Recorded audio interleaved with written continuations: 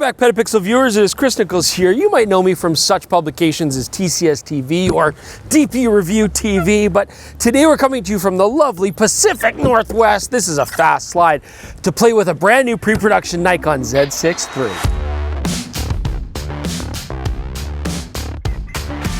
Hey guys, so before we get any deeper into our video here looking at the brand new Nikon Z6 III, I just want to give you a heads up. We're here at the Calgary airport and we're about to fly out to Portland to get to see the camera. Nikon is flying us out there. They're putting us up in a hotel for a couple nights as well. But as always, with all of our videos, they don't have any input or say over our review, and it doesn't change our findings in any way. So we're out here in the lovely rainforest country of the Pacific Northwest, the Oregon coast to be specific, also spending a lot of time in Portland, our editor-in-chief Jaron Schneider's hometown. Well, I'm going to be playing with a pre-production version of the Nikon Z6 III.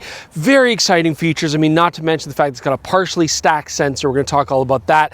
And of course, this whole episode is also being shot on Nikon Z6 III, so enjoy. All right, so the new Nikon Z6 III looks pretty amazing. So let's say you want to offload your original Z6 or whatever other horrible brand of camera you might already own to get a fantastic Z6 III. Best place to do it, sell your gear on KEH.com. You know their experts are going to take a good look at your stuff, give you a fair price. None of the hassles dealing with private sellers and meeting people in strange back alleys in Astoria. It's a veritable playground of used equipment to find, and you'll get some swinging deals. And here's something you might not know about KEH.com as well. If you've got analog or digital equipment and it needs a repair, KEH.com can take a look at it. You know their experts know what they're talking about when it comes to camera gear and can even repair it for you. So check that out. That is why KEH.com is PetaPixel's official pre-owned gear partner. Oh, look at that view. We're at the mouth of the mighty Columbia River here in Astoria. And I'm going to talk about one of the headlining features here on the Z6 III. This has a brand new sensor. The first time I've ever seen this, a partially stacked sensor. So what that means is we've got a compromise between the slower sensors that you'll find that read out, for example, like in the Nikon ZF, and then the faster reading out sensors we get in cameras like the Z8 and Z9. This does have a mechanical shutter, absolutely, but it also has a fairly usable electronic shutter because of that partially stacked sensor. We can now shoot flashes up to 1/60th of a second in electronic shutter mode, 200th of a second if you're using the mechanical shutter, and it means that we're not going to get as much issues like rolling shutter or flicker with bright lights when we want to choose to shoot electronic shutter only. So this new partially stacked sensor also gives us some nice benefits for quick shooting and faster burst rates. So first off, we have an improvement with mechanical shutter, 14 frames per second, RAW plus JPEG. That's a little bit faster than the 11 frames per second you get on the Nikon ZF, but the electronic shutter can push it up to 20 frames per second while still getting autofocus and shooting RAW or JPEG or both. You can then push further now. We go 30 frames per second or even 60 frames per second in JPEG only, but without a crop. Even the Nikon Z8 can't do that, although we are talking different megapixel counts. Lastly, you can go up to 120 frames per second if you want. We do crop to DX mode, but if you need the absolute fastest burst rate, that is possible. So you don't have to admit, when I first heard about this partially stacked sensor, that was a weird thing to hear. I was a little bit skeptical, but actually it turns out to be just a really good compromise between getting faster shooting than we've seen on some of the older cameras, but at the same time keeping the cost down to a level where most photographic enthusiasts can afford this camera. And so that actually makes a lot of sense. I do absolutely want to test dynamic range, but we can't process RAWs yet. It's still pre-production. That's something we'll look at down the road, but I imagine dynamic range is going to be very similar to the other 24 megapixel full frame chips we've seen so far. And I do want to point out this camera shoots 14-bit RAW in any mode that you want. So there's no limitation there like we've seen before.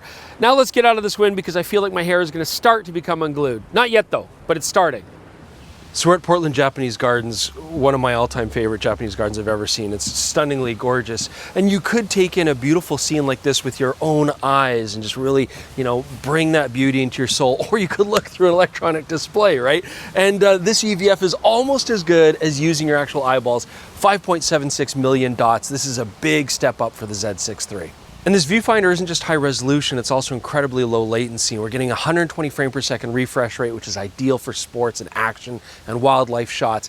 As well, it's incredibly bright. I can get up to 4,000 nits of peak maximum brightness. And you just do this with an interesting feature where you go to viewfinder brightness, you look through, you're basically getting a black and white chart, and I can just raise my brightness. If I go all the way to 4,000 nits, honestly, it's actually too bright for most situations, but it would be really helpful if we're shooting bright scenes like beach or snow kind of stuff. As well, this EVF does display the full HDR color space, and that is fantastic. Now we come to the back panel, still very respectable, 3.2-inch, 2.1 million dot back panel here, and it is fully articulating. So as far as displays go, this is ideal for a camera like this.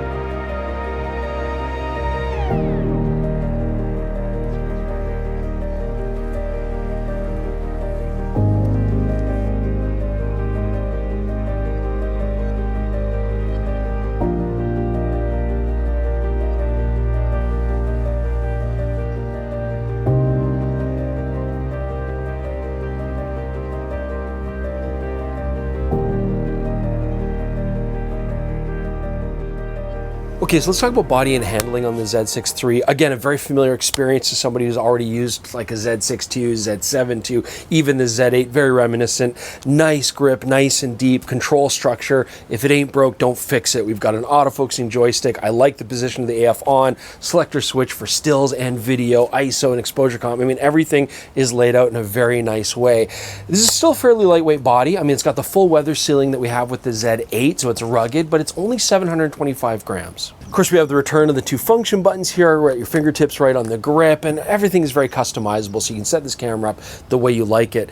We also have the exact same 8-stop IBIS unit that we had in the ZF, and this is really cool because not only is it very effective for stabilization, but it will actually stabilize based on your focusing point. And that's very interesting because most systems are just going to stabilize based off the center position, but if your subject's off to the side, you actually get better results if you're specifically managing that direction. So the Z6 III is a great example of a camera getting it right as far as the ports go, because we're using the full real estate here. We're getting a mic jack, we're getting a headphone jack, cable release port, full-size HDMI connectivity, and we're getting 1 USB-C port. Not the 2 that we saw in the Z8, but again, this is going to let you charge as well as connect to whatever you need to. As far as memory cards go, this is a dual card system. We're getting 1 CF Express Type B port for our fast shooting. We're also getting UHS 2-speed SD card slot.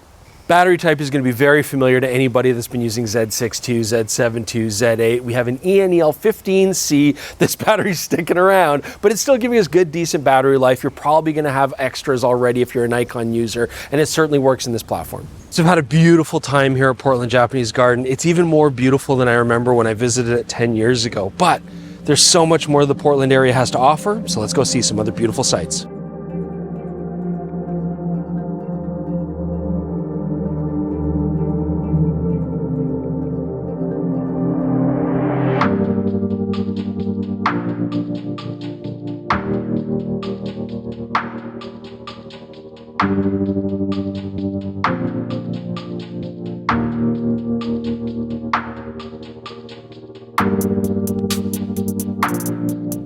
All right, so that does it for day one. We've still got lots to do. We want to do some video testing. We're going to shoot some sports tomorrow as well and put the autofocus through its paces. So for now, I'll say goodbye, and I'll see you guys in another beautiful day in the Pacific Northwest.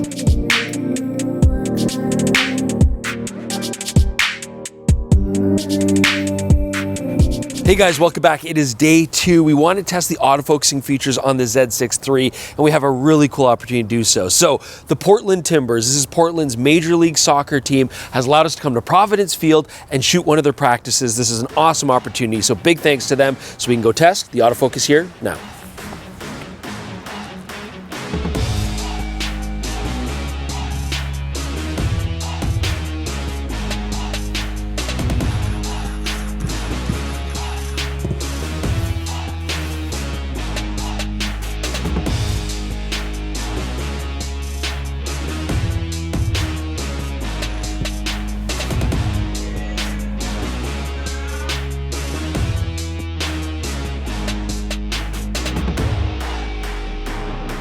Okay, so let's talk about autofocusing now on the Nikon Z6 III.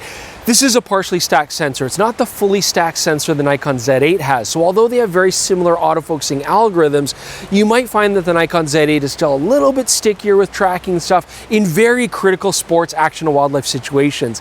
That being said, testing out the soccer stuff today, I honestly didn't have any problems. 3D tracking was working very well. It was sticking on the players' faces and eyes, even at long distances. And so I felt it was actually quite reliable. Focusing speed is fast. I do have basically the same setups for zone, 3D tracking, single point. We have a very similar setup as far as subject detections go. You will notice that the Z6 III folds separate bird detection now just into animal in general, all encompassing, whereas the Z8 does give you more specific bird detection autofocus.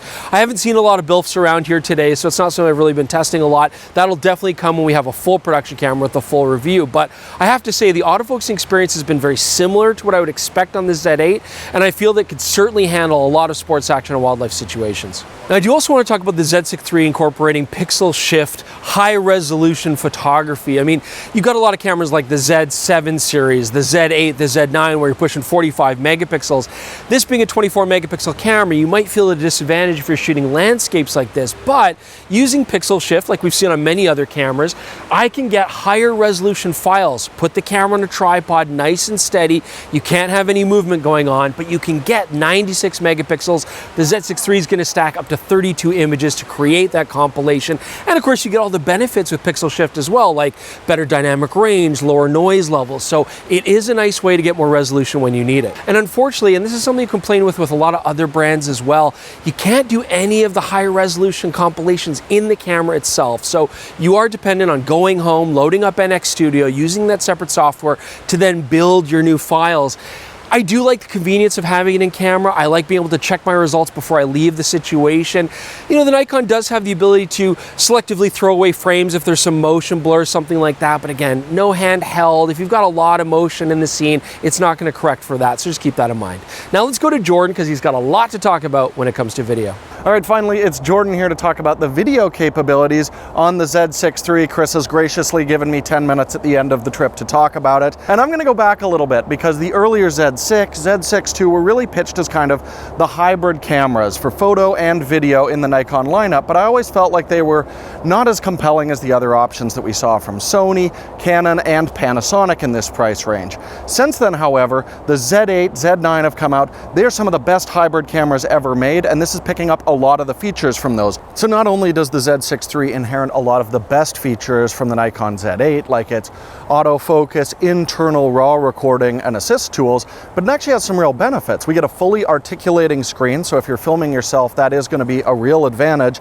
And as Chris mentioned, we've actually got a much more detailed EVF that is wonderful. When I don't want to punch in to check my focus, I can pull focus without even magnifying the display. Another thing inherited from the Nikon Z8, because we do have this fast, partially stacked sensor, is the ability to record 4K video that is oversampled up to 60 frames per second. Now, if you go a little faster, that's where you will see some differences. Going up to 4K 120, this does have to apply a DX crop to the image. It's still quite detailed, but that crop is definitely a pain that's going to impact your low light performance. So for the most dramatic slow-mo, you can push this all the way up to 1080 240, and there we have less of a crop factor. It actually uses 95% of the overall sensor area when you jump there. Now this is a 24 megapixel sensor, so there's no option for 8K recording. They've kind of given you another high-res option though. This is capable of doing 5.4K recording, a little bit more detailed, great if you need to punch in. The downside to that is it is 16:9 recording, so you're not going to get that full open gate and a lot of creative reframing options.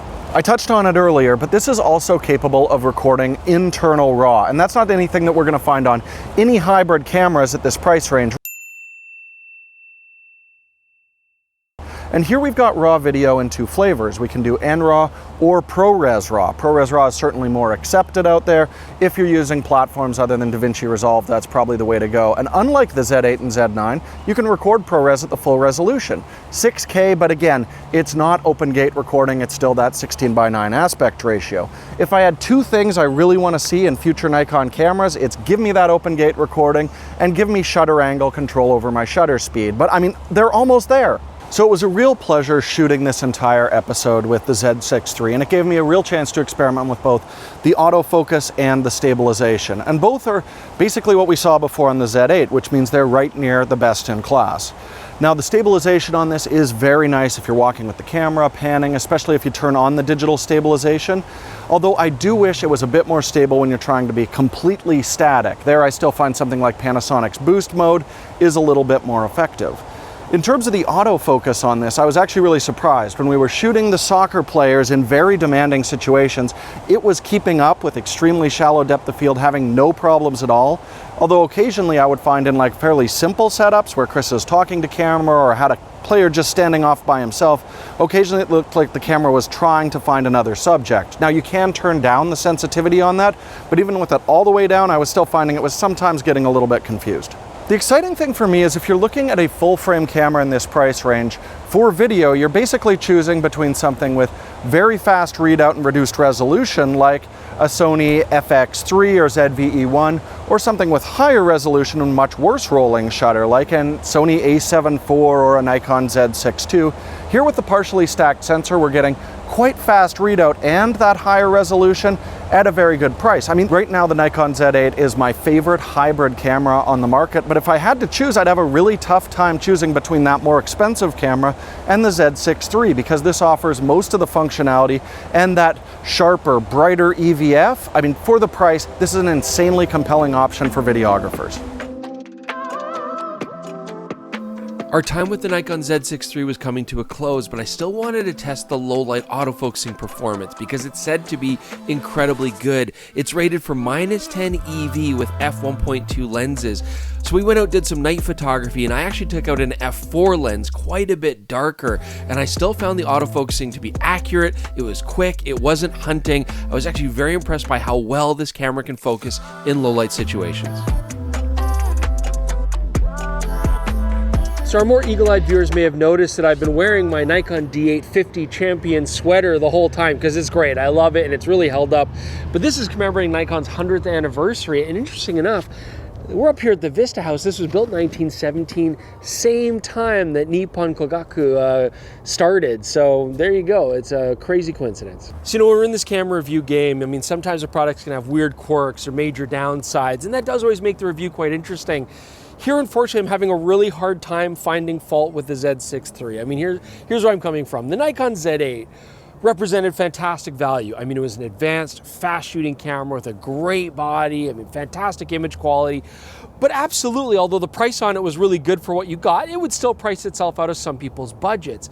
But now with the Nikon Z6 III, what I'm really surprised and happy to see is that we've got a camera that really isn't stripping a lot down. In fact, the Z6 III is even adding features that we don't get in the higher end cameras. I mean, we're getting the excellent IBIS system from the Nikon ZF, which has been working great today.